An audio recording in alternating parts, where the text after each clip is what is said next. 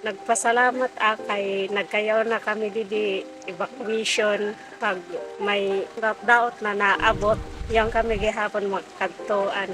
Anang balay, diri pagod siya maupay. Yang kami naliliwatan.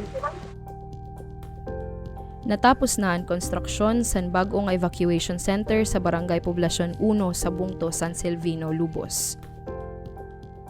Ang duha ka anda nga pasilidad nga nagkakantidad sin 7.3 milyones ka pesos ingin tindog san gobyerno probinsyal para mayaon kakadtuan ang mga tuminungnong san barangay sa panahon san tag-uran o pagbaha. Ang pasilidad mayaon kahiluag nga 171 square meters. Kompleto san water supply nga generator set, lavatory, ramp, electrical works nga pintura san bugos nga evacuation center.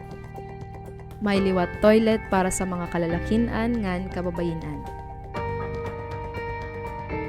Ang Poblasyon 1 insayo sa mga barangay sa probinsya nga hitaas ang risgo sa pagbaha tungod sa namumutangan sini.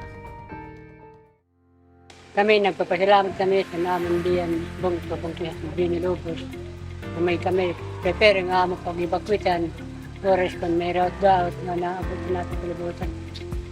Padayon ang panalinguha sa gobyerno probinsyal sa ilarom sa pamunuan ni Gobernador Edwin Ongchuan nga malikayan ang danya sa kinabuhi sa panahon sa bagyo o pagbaha pinaagi sa paghimo mga evacuation centers.